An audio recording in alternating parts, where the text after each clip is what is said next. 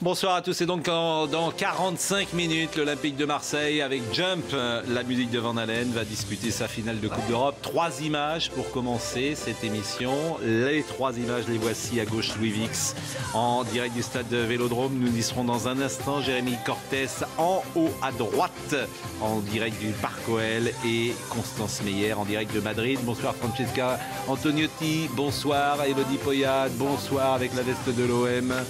Xavier Barret, Philippe Bruet, bonsoir. Karim Zeribi, le Marseillais. Bonsoir. Tremblay. Ça va? Bon, bah ça, oui, serein. Humble mais Juan José Dorado, aucun club espagnol n'a perdu une finale de Coupe d'Europe depuis 2001, sauf lorsqu'il a été évidemment battu par un autre club espagnol. Ça c'est la base. Ça fait beaucoup de mal. Face au Bayern, pour un Valencien. Jérémy Cortés, un mot à Lyon. D'abord, il n'y a pas de souci de sécurité, c'est important de le dire. Oui, effectivement, tout se passe bien, Pascal. C'est vrai que cette finale est classée à haut risque par l'UEFA, avec un énorme dispositif de sécurité que l'on rappelle, 1250 CRS, gendarmes et policiers, plus de 1000 stadiers dans l'enceinte du Groupama Stadium ce soir. Effectivement, tout se passe bien, avec énormément de supporters marseillais. Officiellement, ils sont 11 000, mais on ne devrait pas être loin des 20, peut-être 25 000 Marseillais ce soir, parce qu'on ne voit que du bleu et du blanc aux abords du stade, avec une ambiance magnifique qui est en train de monter. Mais effectivement, la bonne nouvelle, c'est que c'est calme pour l'instant et que tout se passe bien. Merci Jérémy. Louis Vix en direct du stade Vélodrome. Combien de personnes au Vélodrome ce soir? Bonsoir Pascal, 22 400 pour être précis ici dans cette tribune. Ça commence évidemment à se remplir. Les portes y ont ouvert à 18h45. Un écran géant installé évidemment pour poursuivre cette rencontre. Et on sent, Pascal, poindre quand même une petite anxiété, une petite tension. On va pas se mentir, avant cette rencontre. C'est tendu avant parce que vous n'êtes pas forcément favori.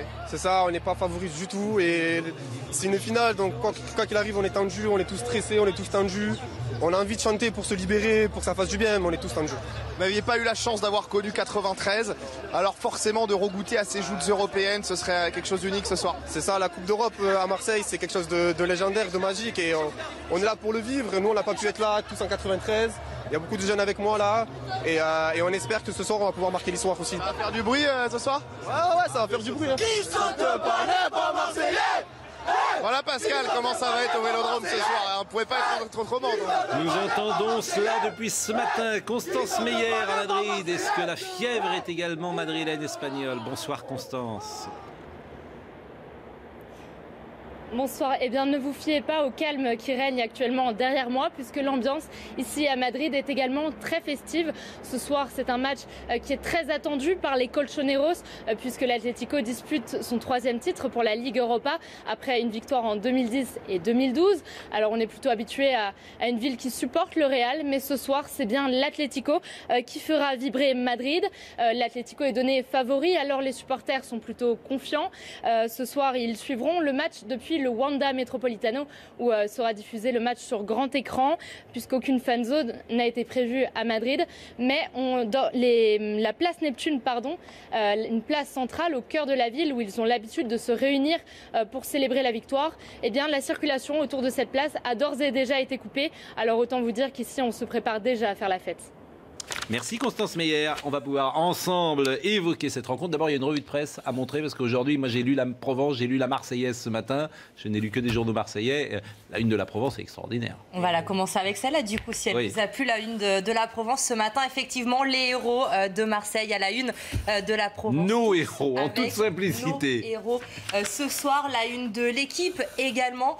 À jamais, la deuxième, évidemment, référence à jamais les premiers. L'Olympique de Marseille qui a remporté, ce club français à avoir remporté une Coupe d'Europe. Et puis en Espagne également, regardez Marca ce matin, superbe une de Marca, El Rey Lyon avec Diego Simeone, un petit peu un film avant l'heure pour Marca. Et puis As également.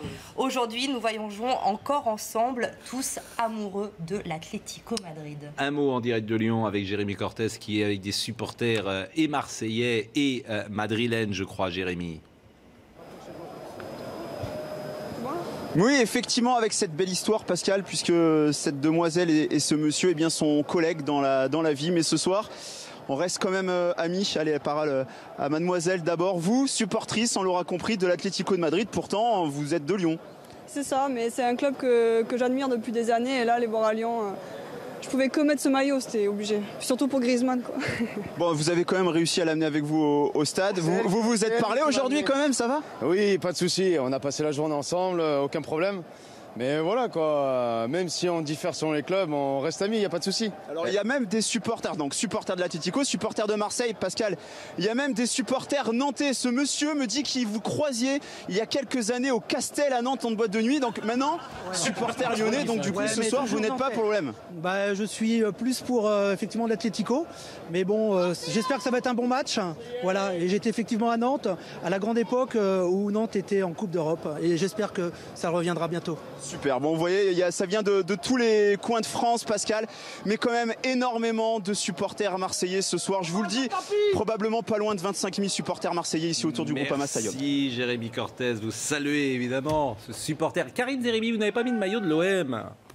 Le maillot, je l'ai tous les jours. Mais... Vous l'avez dans le cœur. Dans le cœur. Vous êtes né avec un maillot. Non, mais est-ce que, par exemple, l'image, est-ce que vous trouvez que l'image de Marseille, parce qu'il y a un côté un peu caricatural, disons-le, depuis ce matin, on entend beaucoup de supporters et on a le sentiment parfois même que les supporters jouent avec les médias en donnant ce que veulent les médias au fond. Vous voyez une image comme ça enflammée. Est-ce que cette image de Marseille vous plaît depuis ce matin? Non, je pense que vous mesurez peut-être pas l'importance que le football représente dans cette ville. Donc c'est l'importance que l'Italie du Sud connaît, que des parties d'Espagne connaissent, que l'Amérique du Sud connaît. Donc il n'y a pas d'exagération. On va les voir. Après, quand les gars sont interrogés dans les formules, la formulation et autres marseillaises, donc c'est sûr que peut-être qu'ils exagèrent un peu. Et l'exagération, on sait que c'est une caractéristique aussi marseillaise. Mais la passion pour le football, c'est pas une exagération. Ça, c'est Bon, j'espère que je vous ai pas fâché. En disant ça. Je vais vous dire. Non, j'espère que je ne vous ai pas fâché, Karim. Non, pas du tout. Ah bon? Jamais de la vie. Je disais ça. Au-delà, vous voyez, moi j'avais des copains au téléphone aujourd'hui. Dans les écoles, il y avait des directeurs d'école qui ont mis en place des animations, des chants pour l'équipe de l'OM. Le bus de l'OM ont mis les drapeaux de l'Olympique de Marseille, comme si c'était un événement qui est exceptionnel pour nous. Donc, toute la ville, elle fonctionne au rythme de ce match et de cette ferveur. Pour l'anecdote, ce matin, il y a une école, ou je crois qu'il y a plusieurs écoles, qui ont mis jump à la place de la sonnerie de fin de cours. Vous savez où c'était? Le cours Bastide, à Marseille. Vous connaissez le cours Bastide. La cloche, effectivement, de fin de cours est remplacée par la musique jump. Je peux même vous le dire. Comment? C'est Monsieur Lopez. On le salue, Monsieur Lopez. Il y avait aussi des affiches sur les églises. Je crois que j'ai entendu un prêtre sur votre antenne ce matin. Mais à un moment, s'ils font pas ça aujourd'hui, ils vont le faire quand? On a tous vibré. Faut pas bouder notre plaisir. Ils font le boulot. On ne sait pas si demain ce sera le cas et si on sera aussi heureux qu'aujourd'hui. Mais là, on n'a envie qu'une seule chose, c'est de vibrer. Et voilà, et tous à l'unisson autour de l'OM. Franchement, on va pas... Vibrons ensemble. Ne boudons pas notre plaisir. Xavier Barré, après, je vais vous montrer la folle journée marseillaise. L'influence de l'OM va bien au-delà de Marseille, d'ailleurs. Moi, je suis né à Toulon, vous voyez. Bon, quand j'étais jeune, il y avait une vraie équipe de football à Toulon avec Courbis, puis elle a disparu. Aujourd'hui, tous les copains et les cousins sont supporters de l'OM. Donc, et ça va vers Toulon, ça va vers Avignon, ça va vers l'Ouest, partout. Et d'ailleurs, on le voit, puisque c'est très difficile pour d'autres clubs professionnels d'exister dans cette zone d'influence de l'OM. La passion pour l'OM, elle va bien au-delà de Marseille. Non, mais vous avez bien raison. Et les Lyonnais, d'ailleurs, que ne sont pas contents, parce qu'en miroir, l'an passé, la demi-finale de Lyon, personne n'en parlait par rapport à celle de Marseille. Juste un truc, au mois de septembre, à l'automne dernier, dans cette Ligue Europa, il y avait parfois 8000 personnes dans le Vélodrome pour voir un match de Ligue Europa. Voilà aussi. Mais ils font le boulot, ce sont des supporters professionnels, ils savent faire. La folle journée marseillaise. Regardez ces images, elles vont vous plaire, Karim Zeribi. Regardez sur ces images de Gilles Amar. Il est 10h30 et c'est déjà très chaud ici pour les différents groupes de supporters qui vont prendre la direction de Lyon. C'est le point de rendez-vous ici sur le Vieux-Port. Où est-ce qu'on va? Qu'est-ce qu'on fait ce soir? Alors moi je vais vous expliquer où est-ce qu'on va, qu'est-ce qu'on fait. Envie à tout le peuple français.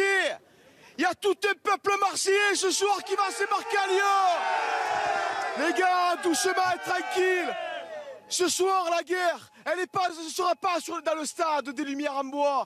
Elle sera sur la pelouse.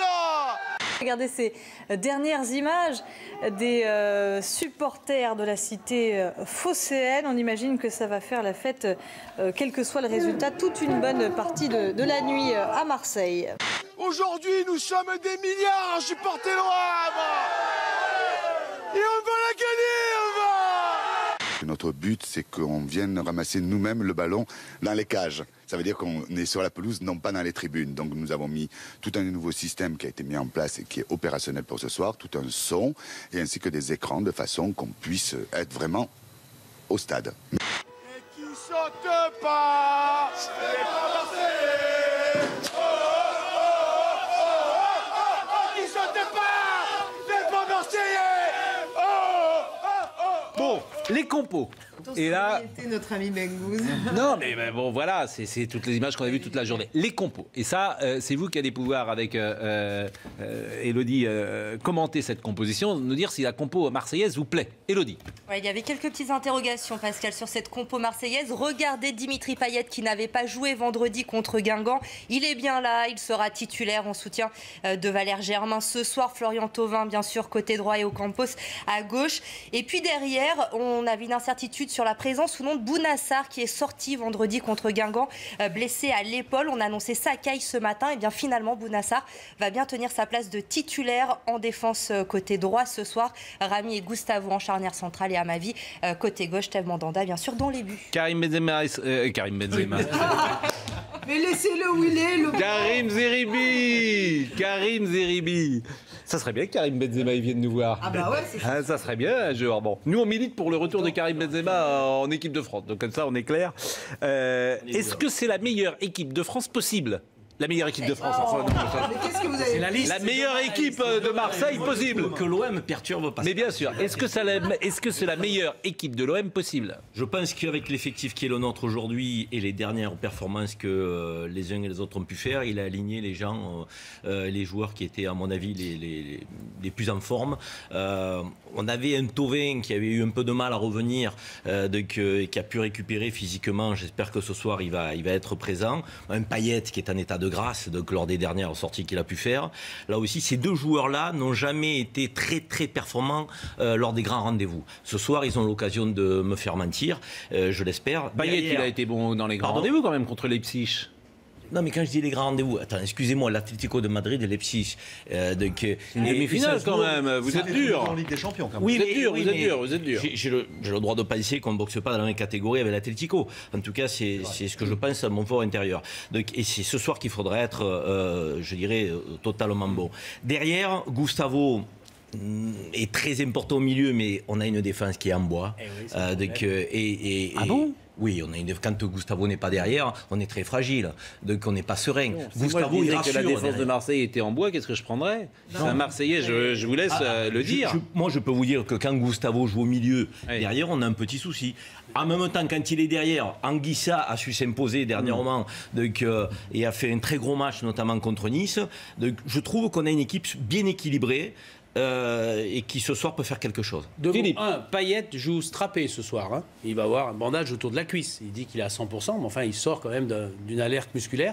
2, si Rudy Garcia avait eu le choix ce soir, il aurait mis Gustavo au milieu. Il va manquer au milieu. Il est obligé de le mettre derrière parce que sinon c'est un peu fragile. On en parlera bien évidemment tout à l'heure de Payet. Un mot sur la composition de l'équipe de Marseille, Francesca Xavier. Non mais tous les acteurs de la très bonne saison marseillaise sont présents sur le terrain. C'est aussi le plus important parce que si à la fin ça se termine par une défaite, ce sera aussi une récompense d'avoir été là pour cette finale. C'est terrible de voir ça comme ça, mais effectivement il y a quand même plusieurs classes d'écart entre les deux équipes et l'important c'est aussi de participer à la fête et que Dimitri Payet soit là, que aussi Bounassar soit là, c'est aussi important. Alors vous allez penser que je joue petit bras, mais je préfère être agréablement surprise à la fin du match plutôt que de m'enflammer et ensuite d'être déçue. Ben c'est normal que les meilleurs joueurs soient là pour une finale. Payet, s'il n'a pas joué, c'est parce qu'il se réservait, on avait bien compris. Même s'il est peut-être pas à 100%, il va tout faire pour gagner cette coupe, c'est évident. En plus, il a le brassard. Donc, après, face à l'Atlético, ça va être un rude combat, parce que l'Atlético, c'est une vraie équipe de... Et bien justement, la compo de l'équipe de l'Atlético, on la découvre avec Élodie et avec Juan José Dorado. Et 2 Français qui seront titulaires, Pascal, du côté de l'Atlético finalement ce soir, évidemment devant Antoine Griezmann. Et puis en défense côté gauche, Lucas Hernandez qui a été choisi par Diego Simeone pour débuter. Godin et Jiménez en charnière centrale. Et bien sûr, ce trio offensif, Diego Costa, Griezmann et Koké. Et Correa également, Diego Simeone qui joue l'offensif ce soir face à l'Olympique de Marseille. Meilleure défense d'Europe. Hein. La meilleure défense d'Europe en championnat. Et la petite surprise, c'est peut-être la présence de Correa. On attendait Thomas Partey qui devait jouer. Et puis, pour Philippe Luis, qui était pressenti, c'est vrai qu'il revient de blessure. Et donc, je pense qu'ils ont décidé tout simplement de le préserver. Et puis, Lucas Hernandez a fait quand même le boulot pendant la blessure de Philippe Luis. Donc, une équipe type pour l'Atlético de Madrid, mais encore une fois, sans Simeone qui ne sera pas sur le banc de touche. Alors, Simeone, c'est important ou pas? Je ne sais pas. C'est important. Comment évaluer? Vous savez, parfois, un entraîneur, ça peut aussi ennuyer, si j'ose dire, les joueurs. Est-ce que ça un entraîneur lambda, je dirais, ça peut ne pas avoir d'incidence. Mais pour un entraîneur qui a la puissance de Simeone, c'est-à-dire la voix, il est tellement présent, c'est quasiment un autre joueur. Oui, mais il y a discussion là-dessus, Francesca. Bah oui, parfois, certains joueurs... Discutons, alors moi je vous donne mon avis. Et son adjoint n'est pas timide, hein, il a l'habitude, il a aussi de la voix. Bon. Est-ce que tu crois que c'est Griezmann? Simeone, l'entraîneur, est sur le banc, hein. Il y a un Français de plus, Gamero est là. Simeone, l'entraîneur, bien évidemment, de l'Atlético dans les tribunes parce qu'il est suspendu. 3 ou 4 questions à vous poser. Est-ce qu'à Lyon, ce sera comme à la maison? Elodie Poyette, puisque c'est la première fois qu'une équipe française va jouer une finale de Coupe d'Europe en France. La dernière fois, c'était Bastia qui avait joué le match aller. Ça va être la Coupe UEFA. Il y avait eu Reims qui avait joué à Paris, la première finale de Coupe d'Europe en 1956. La mémoire du football, vous avez parfaitement raison. Reims, encore plus près. Au Parc des Princes, bien en 1956, En 56, je m'en souviens. Élodie. La première finale, effectivement. Et peut-être une photo à voir avant, puisqu'on est à la maison. Une photo de la réconciliation. Regardez, c'était cette photo entre Jean-Michel Aulas, entre Franck Marcourt et le président Jacques-Henri Hérault. Tout sourire avec le maillot de l'Olympique de Marseille. La hache de guerre semble être on sent que c'est pas du tout posé. Bon, vous nous rappelez le parcours de l'OM ? Qui a terminé 2e de son groupe de qualification dans cette Ligue Europa. Derrière, l'Olympique de Marseille a éliminé Braga en 16e de finale, l'Athletic Bilbao en 8e, Leipzig en quart et évidemment cette demi-finale face à Salzbourg avant de retrouver donc ce soir l'Atlético Madrid. Première finale des clubs français ? Oui, on l'a dit. Déjà, on regarde... C'est la première fois dans l'histoire qu'un club français dispute une finale de Coupe d'Europe en France. Et du coup, il va y avoir du beau monde du côté du Groupama Stadium de Lyon ce soir pour voir cette affiche. Regardez, parmi les VIP présents, il y aura Nicolas Sarkozy, l'ancien président de la République. Le roi d'Espagne sera là également. Gérard Collomb, ancien maire de Lyon, sera également dans les tribunes. Et puis du côté... Vous mettez sur la même fiche Soprano et le roi d'Espagne, franchement, c'est pas les mêmes quand même. J'ai rien contre Soprano, mais bon. C'est ce qui fait la beauté du football. Certes, mais bon. C'est bien que le roi d'Espagne il est à tous les matchs. Oui, il est l'Atlético ou il est Real, lui? Il est l'Atlético, lui. C'est son père qui est du Real. Lui, il est l'Atlético. Donc c'est normal qu'il soit là. Mais ce qui m'étonne effectivement, c'est que je croyais que Nicolas Sarkozy était plutôt parisien que marseillais. Un peu partout. Après, il est français peut-être. Les anciens de l'OM ont adressé quelques mots de félicitations et d'encouragement peut-être à l'Olympique de Marseille. Tous unis pour l'exploit. Unis pour l'exploit. Tous unis pour l'exploit. Tous unis pour l'exploit. Unis pour l'exploit. Unis pour l'exploit. Pour atteindre le sommet, gagner avec le cœur. Le courage. La volonté. Unis pour l'exploit. Unis pour l'exploit. Unis pour l'exploit. Notre histoire continue. On a reconnu André-Pierre Gilliac, Marcel Desailly, Éric Gueretz. C'est un grand club. Non, mais sérieux. C'est un grand club, l'OM. Non, mais, mais bien sûr, mais vous étiez aux larmes, là. Vous étiez quasiment. Je pense que c'est une histoire, une légende, un mythe. Il n'y aura pas un club qui égalera l'Olympique. Personne. Ça n'arrivera jamais du monde entier. Non, mais vous le dites sous le sceau de la boutade. Mais pas du tout. Peut-être le FC Nantes. Mais vous avez raison de ce que ça génère autour. Mais vous avez raison. Et ça a été dit tout à l'heure, c'est pas simplement le peuple marseillais qui est en folie. Oui. Donc ça dépasse largement largement nos frontières. Nos frontières, quoi. Le peuple, etc. Nos frontières. Non, mais, les frontières de Marseille. Non, mais c'est un peuple, c'est un pays. Envie d'essayer de comprendre le phénomène marseillais. Mais je l'ai dit toute la journée comme vous. Mais non, mais Marseille, repris vos mots. Être Marseillais, ça se vit comme une identité presque nationale. Et c'est quand on dit ça, tu vas dire « Ah, mais vous en rajoutez, vous ». Mais non, on n'en rajoute pas. Et je peux dire aujourd'hui que le football est fédérateur et que j'aimerais qu'il y ait d'autres sujets qui soient aussi fédérateurs que ça. Pas de politique aujourd'hui. Non, pas de politique. J'ai dit d'autres sujets qui sont aussi fédérateurs que ça. Moi, j'ai dit pas de politique. Mais le football aujourd'hui, c'est vrai que ça déclenche une folie. C'est de l'irrationalité totale. Il n'y a pas énormément de villes en France dont le cœur bat, je dirais, à ce rythme-là pour le football. Il n'y en a pas beaucoup. Pour dire, il n'y en a pas. À part l'OM. Voilà. C'était. On applaudit. Bravo, c'est une tribune. D'ailleurs, j'ai pas dit, vous êtes conseiller municipal. Conseiller municipal et à la métropole. Hein, bien évidemment. Je croyais que c'était à Brest ou à. Alors, on va vous faire plaisir, on va aller au Vélodrome. Vous êtes où quand vous allez au Vélodrome? Ça dépend, je suis à Jambouin, je suis dans les loges. Ah, vous n'avez pas toujours la même place. Louis Vix est avec nous en direct. Louis, ça chante? Ça chante dans les tribunes? À votre avis, Pascal? Évidemment que ça chante. On a plusieurs groupes de supporters évidemment qui sont massés un petit peu sur ma droite. Vous le voyez sur ces images de Gilles Amar. Et comme on vous le disait tout à l'heure, Pascal, il y a quand même une pointe d'anxiété, de stress, car les Marseillais attendent énormément de cette rencontre. Ils le savent, il faudra sortir un gros match face aux Colchoneros de Diego Simeone. Et puis il y a donc 22 400 personnes qui sont là, un écran de 150 mètres carrés, c'est 50 mètres de plus, Pascal, que lors de la demi-finale retour face à Salzbourg. Le Vélodrome qui va évidemment être en fusion, et on espère tous ici du côté des supporters une issue positive et une nuit très courte dans la foulée, vous le voyez, avec tous ces supporters qui sont massés ici au Vélodrome. La soirée est prête à commencer, Pascal, ici à Marseille. Merci Louis Vix, hashtag 20hfoot, vous pouvez réagir comme Corbel qui a beaucoup d'humour, et c'est bien quand Internet et Twitter ont de l'humour. Francesca a voulu forcer l'entrée du stade, manque un bout à sa chemise. Ouais. Allez l'OM. C'est Olas qui me l'a arraché. Bon, Payet, le grand bluff. Payet, le grand bluff, ça veut dire quoi?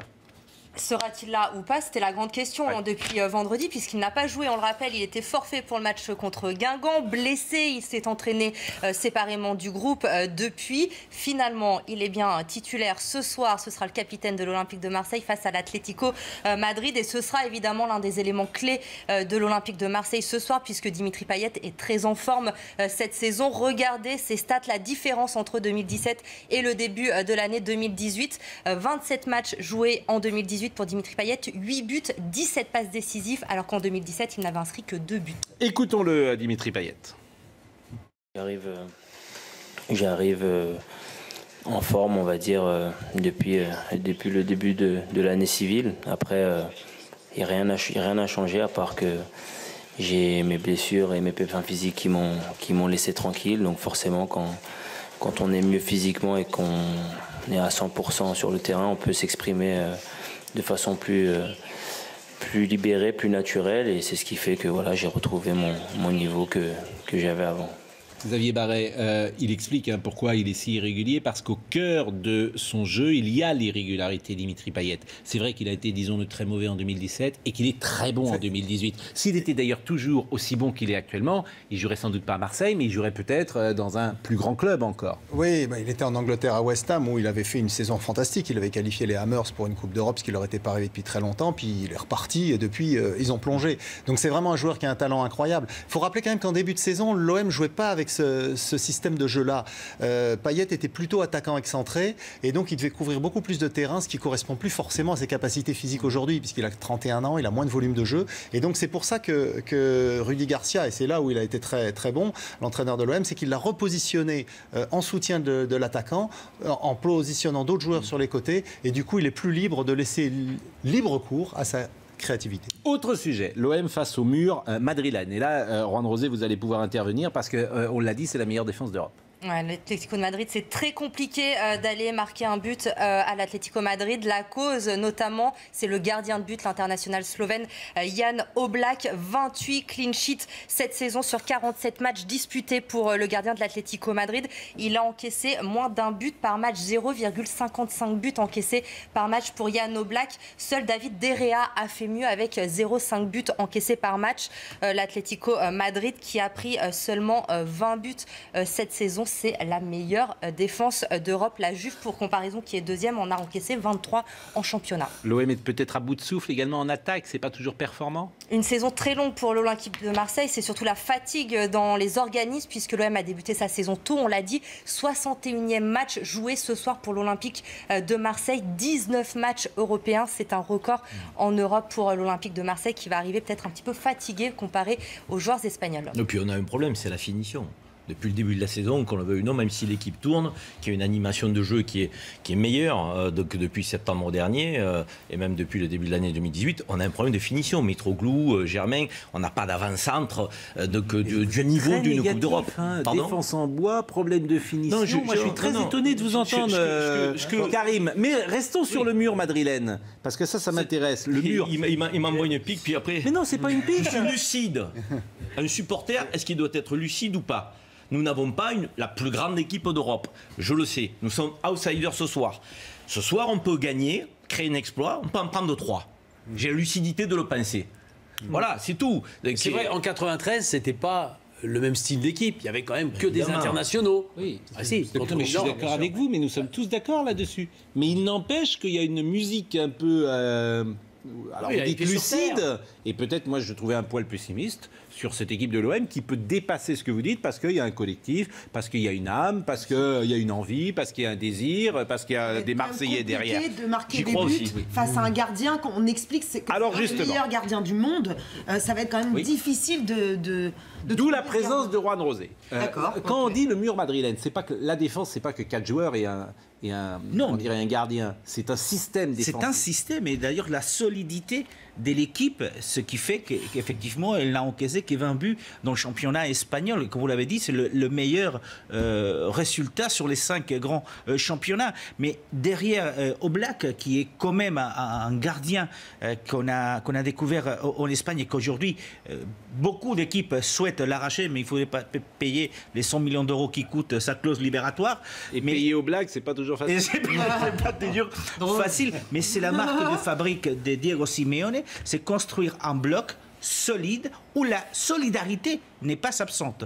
Et on l'a vu en demi-finale, match aller face à Arsenal, où au bout d'à peine 10 minutes, l'un des défenseurs a été sorti avec un carton rouge et ils ont fait un superbe match. Donc effectivement, la solidarité et la solidité de cette équipe, c'est sa marque de fabrique depuis 2011 quand il est arrivé. C'est pour ça aussi qu'il a gagné déjà donc un titre de champion d'Espagne face au Real et au Barcelone, ce que personne n'a réussi depuis une dizaine d'années. Écoutons Rudy Garcia sur l'Atlético Madrid.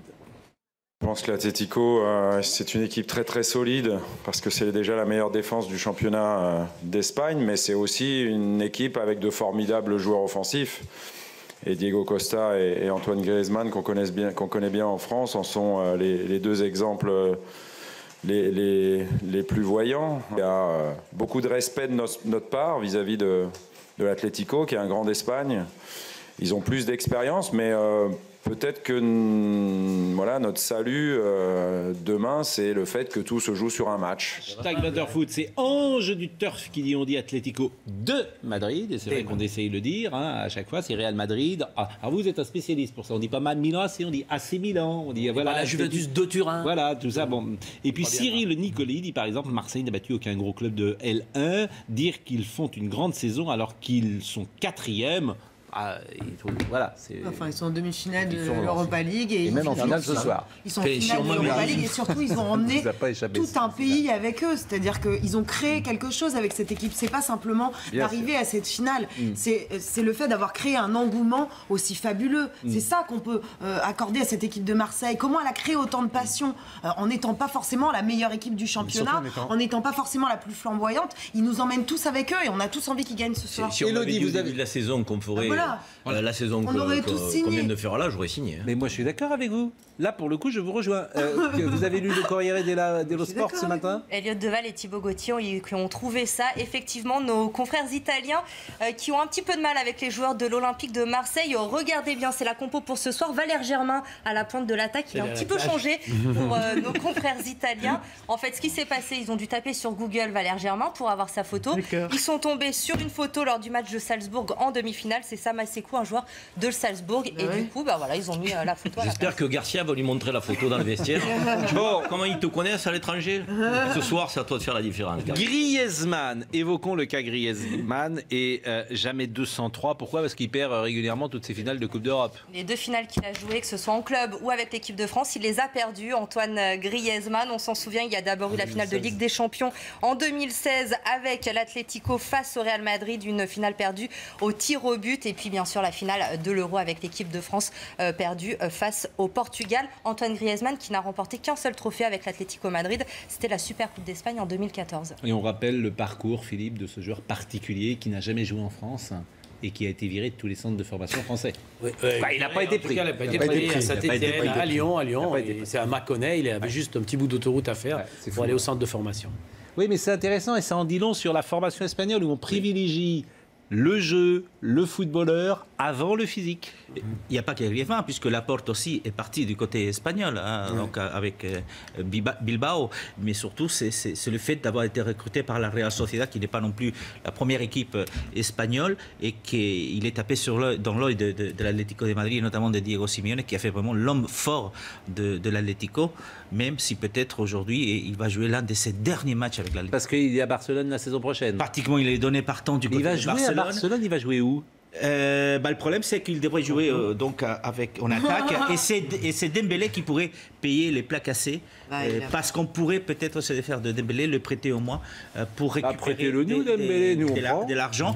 Pour l'instant, ça reste comme ça. Il faut attendre le tronc parce qu'il y a un problème d'argent. Est-ce qu'il fait une bonne saison cette année? Est-ce que c'est sa meilleure saison, Elodie? 2018, effectivement, Antoine Griezmann qui est décisif avec l'Atlético. Regardez ses stats, 27 matchs joués depuis le début de l'année 2018, 20 buts inscrits, 8 passes décisives. C'était 7 buts, 5 passes décisives en 2017 pour le Français de l'Atlético de Madrid. Et c'est vrai que ça pose la question quand même des centres de formation français. Donc il y a quelques décennies, on avait un club que Pascal Pro connaît bien, qui avait un centre de formation qui faisait sortir des vrais footballeurs qui jouent au football. Donc c'était le FC Nantes. Et aujourd'hui, on a l'impression que ce sont des athlètes qui sont des centres de formation français, plus que des joueurs et qui auraient ce talent, cette créativité, ce génie qui est fondamental pour jouer au football. Et beaucoup de joueurs qui ont du génie dans leur carrière ont eu des difficultés au départ en France. Oui, parce qu'il y a eu ce passage, mais c'est un peu évolué. On est revenu maintenant. C'est vrai qu'entre 12 et 18, quand tu recrutes, la différence physique à ce moment-là, elle est primordiale. Et voilà, il leur faut un peu plus de temps parfois à des joueurs comme Griezmann ou à des joueurs des petits gabarits. Alors nous, on a fait mentir cette saison en faisant sortir Lopez, parce que Lopez c'est un petit Giresse, donc il n'est pas très grand, il est plutôt technique, il a une très belle vision de jeu. Donc, pardon. C'est le premier joueur que vous sortez depuis bien longtemps. Quand même. Oui. Et tant mieux, hein. Je m'en réjouis. C'était Nasri avant lui. Oui, mais Nasri, vous vous rendez compte, Nasri qui, à mon sens, c'est un des plus grands gâchis du football français, parce que Nasri, c'est le joueur le plus exceptionnel, on en a souvent parlé avec Philippe, de ces dernières années, qui a... La notion de gâchis, quand même. Il était talentueux au départ. Il aurait dû être en équipe de France pendant 15 ans, Francesca, avec le don qu'avait ce joueur. Sa carrière. Le don extraordinaire. Oui, mais il a quand même une belle carrière, on ne peut pas parler de gâchis. Mais des mecs qui ont des carrières gâchées. Le gâchis, c'est toujours par rapport au talent qu'on t'a donné. Qu'as-tu fait de ton talent ? Vous voyez ce que je veux dire? En tout cas, mais des Nasri, des Lopez, croyez-moi, sur tous les terrains de amateurs, il y en a pas mal. Si on se donnait un peu de mal à les rechercher et à la détecter. Je rappelle que vous avez joué quasiment pro, hein? Oui, j'étais stagiaire pro à Laval, et à Rouen. Mais nul n'est prophète en son pays. C'est à 1000 km de chez moi que j'ai été recruté. Vous savez de quoi vous parlez? D'autres joueurs marseillais, Sauzet, Cantona, qui sont allés éclore à Sochaux, à Auxerre. Oui, mais à l'époque, c'était différent. Parce que il y avait un centre de formation. C'était des centres de formation, Sochaux, Auxerre et Nantes. Et quand tu étais un jeune Marseillais, ou comme Didier Deschamps, tu avais plutôt intérêt à aller dans ces clubs-là. Quand je suis allé à Laval, c'était le millénaire. Oui, bien sûr. Avec l'époque européenne, donc en 83. 1900. On peut le dire comme ça. On peut le dire comme ça. On va écouter. En 2003, ouais, il me semble que j'aurais 15 ans. On va écouter Payet. On va écouter Payet. Oh, je la fais trop cette blague. On va écouter Payet sur Griezmann. Je l'ai dit, Grisou, c'est l'atout, c'est le plus de cette équipe. Il a la capacité à marquer, à faire marquer. Je pense que devant, il fait jouer les autres aussi, donc c'est ce qui le rend aussi dangereux. Il peut être efficace à n'importe quel moment sur un match, donc il faudra le surveiller comme le lait sur le feu.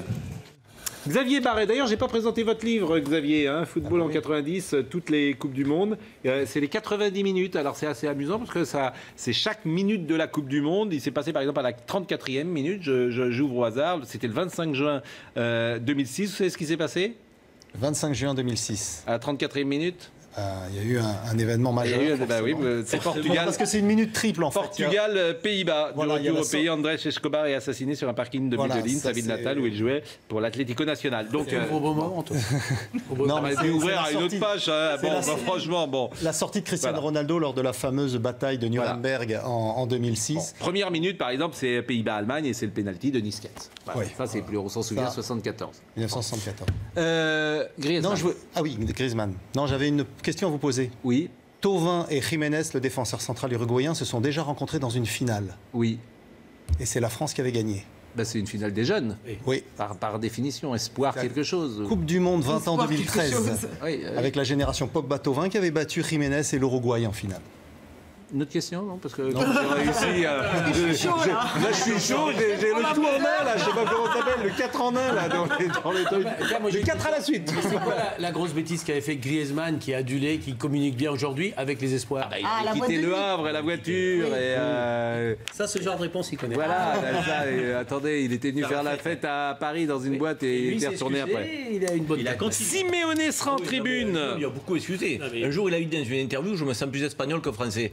Imaginez Benzema qui dit je me sens plus algérien que français. Mais au pilori, le gars. On lui a beaucoup excusé, Griezmann. Ce soir. Non, mais ce que vous dites est vraiment très intéressant. Ce que vous dites est formidablement intéressant parce que vous avez raison. Et c'est vrai. Et faudrait le traiter, il faudrait en parler longuement. Ça dit tellement de choses de nos sociétés et du rapport qu'ont les Français avec l'Algérie, du rapport qu'ils ont aussi avec l'Espagne. C'est vraiment, je trouve, un sujet formidable d'une certaine manière. Et vous avez raison, bien sûr. Griezmann, on lui a pardonné cette phrase-là. Délit de belle gueule. Ah bah si, ça rentre aussi. Non mais il a su s'exprimer. Non parce que Karim Benzema est un beau garçon. Vous voyez, quand on dit délit de sale gueule, voilà. Le genre idéal. Mais en tout cas, ça mériterait d'en parler. Simeone. Oui, Diego Simeone. Alors oui, parce que Francesca disait, Simeone, bon, il ne sera pas sur le terrain ce soir, c'est l'entraîneur, il est suspendu, il sera en tribune. Qu'est-ce que ça change? Il sera suspendu puisqu'il il se fait expulser lors de la demi-finale aller à l'Emirates, Diego Simeone. Il était donc suspendu au match retour contre Arsenal. C'est un habitué du fait, hein, ça va être son 15e match en tribune depuis son arrivée à l'Atlético Madrid, à Diego Simeone. Il a déjà loupé 8 matchs en 2014, 3 en 2016 et donc c'est déjà le 4e cette année qu'il va passer en tribune. C'est dommage pour le football, mais c'est bien pour nous, parce que c'est un gladiateur, le mec. Ah oui, c'est un gladiateur, honnêtement. Et quand il est sur le stade, on dirait qu'il est dans l'arène. Oui. Juste galvanise son équipe. Quasiment un joueur de plus. Un petit mot pour terminer. Juste rappeler qu'il a été donc joueur, mais el Molo Burgos, qui est sur le banc des touches, a été aussi le gardien de l'Atlético de Madrid. Donc c'est deux joueurs qui sont... 40 secondes avec l'image de Jump, pronostic. 2-0 pour l'Atlético de Madrid. 2-0. 2-1 pour l'Olympique de Marseille. 2-1 pour l'Olympique de Marseille. 2-1 Marseille aussi. 2-1 Marseille. Moi j'aimerais bien dire pour l'OM, mais je crois que ça va faire 1-0 Atlético. 1-0. Nul et prolongation. Nul et prolongation. Qui gagne à la fin? La seule chance, c'est 1-0 en première mi-temps pour l'OM et après faut... 1-0 pour l'OM, je l'ai dit ce matin aussi et je le répète, 1-0 pour l'OM comme contre en 93 contre l'AC Milan. Merci, c'était Thibaut Gauthier. Allez l'OM ce soir, allez l'OM. Thibaut Gauthier est avec nous en régie et je le salue. Mais oui, allez l'OM parce qu'on est tous. Allez l'OM.